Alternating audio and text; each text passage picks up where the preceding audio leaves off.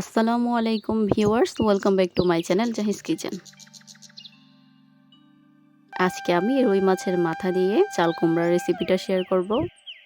এটা খেতে দুর্দান্ত মজাদার হয়ে থাকে, আপনারা ট্রাই না করলে একদমই বুঝবেন না। রেসিপিটা তৈরি করার জন্য আমি প্রথমেই নিয়ে নিলাম একটা চাল কুমড়া। চাল কুমড়াটা আমি কিউব সাইজ করে কেটে নিয়েছি। দেখতেই পাচ্ছেন চাল কুমড়ার টুকরাগুলো কিভাবে করেছি। আমি চাল কুমড়ার থেকে অর্ধেকটা নিয়েছি, বাকি অর্ধেক রেখে দিয়েছি। এ পর্যায়ে নিয়ে নিলাম একটা রুই মাছের মাথা। বড় সাইজের একটা মাছ থেকে আমি মাথাটা নিয়ে নিয়েছি।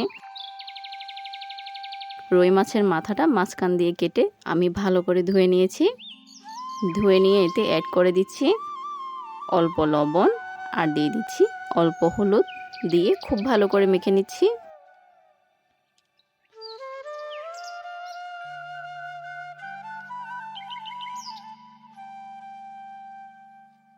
গরম তেলে মাছগুলো দিয়ে দিচ্ছি।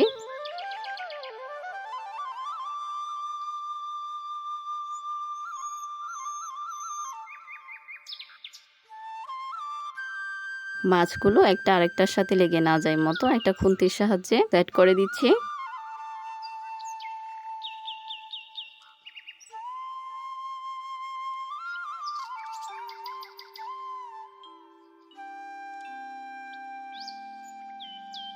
মাছের এক পাশ হয়ে এলে আমি অন্য পাশটা উল্টিয়ে দিচ্ছি।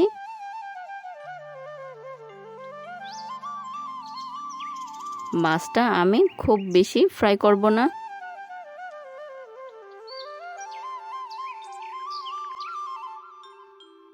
বেশি ফ্রাই করলে এর স্বাদটা চলে যায়।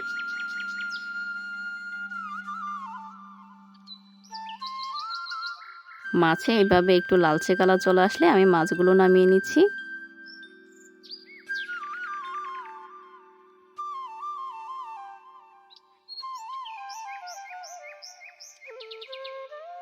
এ পর্যায়ে চুলায় একটা কড়াই বসিয়ে দিয়ে তাতে পরিমাণ মতো তেল দিয়ে দিয়েছি।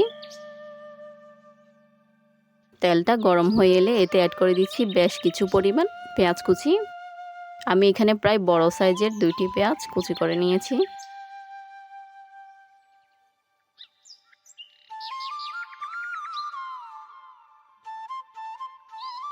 পেঁয়াজগুলো খুব ভালো করে নেড়েচেড়ে দিতে হবে।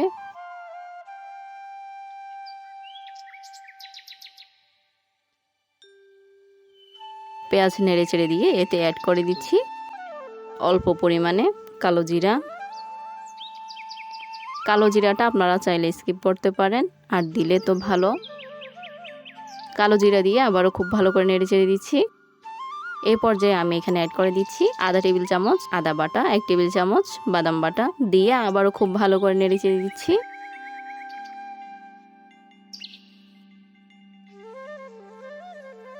এই পর্যায়ে আমি শুকনো উপকরণগুলো অ্যাড করে দিচ্ছি।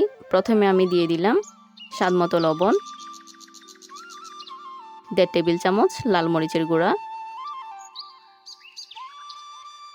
আধা চা চামচ হলুদ গুঁড়া, আধা চা চামচ ধনিয়া গুঁড়া,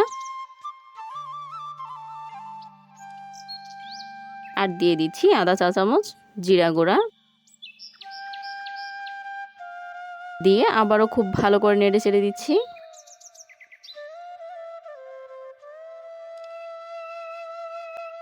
অল্প পানি দিয়ে দিচ্ছি যাতে মশলাটা খুব ভালো করে কষিয়ে যায়।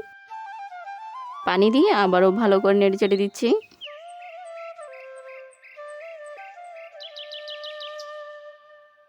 মশলা থেকে এভাবে তেল উঠে আসলে এতে অ্যাড করে দিচ্ছি চাল কুমড়াগুলো। চাল কুমড়াগুলো আমি খুব ভালো করে ধুয়ে নিয়েছি।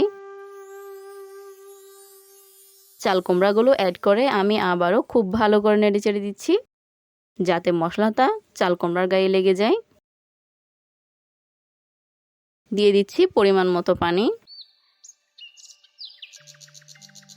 চাল কুমড়া থেকে এমনিতে পানি বের হয়, এখানে বেশি পানি অ্যাড করবেন না, অল্প পানি দিলেই হয়। ঢাকনা দিয়ে ঢেকে দিব 5 মিনিটের জন্য। 5 মিনিট পর ঢাকনা তুলে নিলাম। ঢাকনা তুলে আবারও খুব ভালো করে নেড়ে চেড়ে দিচ্ছি।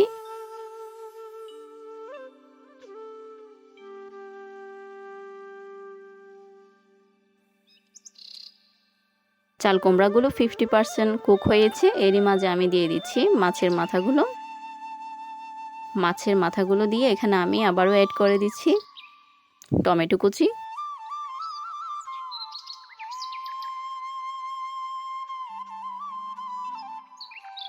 আবারও ঢাকনা দিয়ে ঢেকে দিব 5 মিনিটের জন্য। 5 মিনিট পর ঢাকনা উঠিয়ে নিলাম। দেখতেই পাচ্ছেন আমাদের রান্নাটা প্রায় হয়ে এসেছে। এখানে অ্যাড করে দিয়েছি গরম মশলার গুঁড়া। গরম মশলার গুঁড়া দিয়ে একটু হালকা করে নেড়েচেড়ে দিচ্ছি। আপনারা চাইলে এখানে ধনেপাতা কুচি অ্যাড করতে পারেন, আমার বাসায় ছিল না তাই দিতে পারিনি। আমার রান্নাটা একদমই হয়ে গিয়েছে, আমি পরিবেশন করে নিচ্ছি। দেখতেই পাচ্ছেন রান্নাটা খুবই সুন্দর এবং লোভনীয় হয়েছে। আপনারা অবশ্যই একবার হলো ট্রাই করবেন। আশা করি আজকের ভিডিওটা আপনাদের অনেক ভালো লেগেছে। ভালো লেগে থাকলে অবশ্যই সাবস্ক্রাইব করে পাশে থাকবেন, আর পাশে থাকা বেল আইকনটি চাপ দিয়ে রাখবেন যাতে পরবর্তী কোনো ভিডিও নোটিফিকেশন আপনার কাছে যায়। সবাইকে অনেক অনেক ধন্যবাদ।